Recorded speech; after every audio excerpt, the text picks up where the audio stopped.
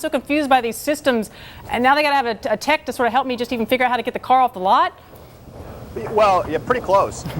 You know, you used to be able to just, you grab the keys, you hand them a check, you grab the keys, you go. That's not how it's going to be, especially if you buy a luxury car. I mean, these things are very complicated, and in order to get the full value of all the wonderful infotainment, have Pandora in your dash and use an open table app to reserve a restaurant seat while you're on the road, you're probably going to need someone to help you. And what's happening is that a number of brands and a number of dealers, and it's probably going to be a growing number, are hiring people to do this. Now, Lexus and Mercedes, they're working it almost like Apple does at their Genius Bar. They've got people wandering around with iPads to help you sort through this and get all your contacts loaded into your car.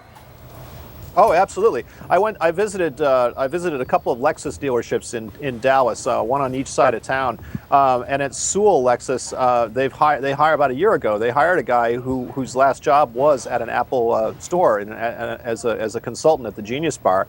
And at Park Place Lexus, they've got a guy who they took out of the sales department, and he's absorbed all of this information. And Greg Milner, and both of them.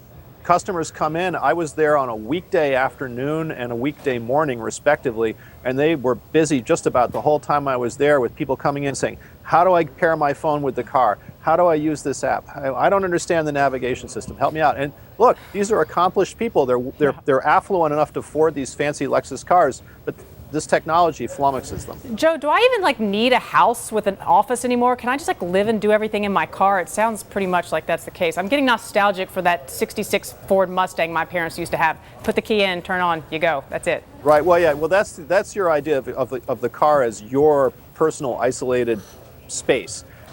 Now the car is going to be another node on the net. And you know, really, I think if you had a certain kind of work, you could probably run your business to a great degree out of your car with these kinds of systems. And in fact, if something like a real estate agent, you might have to.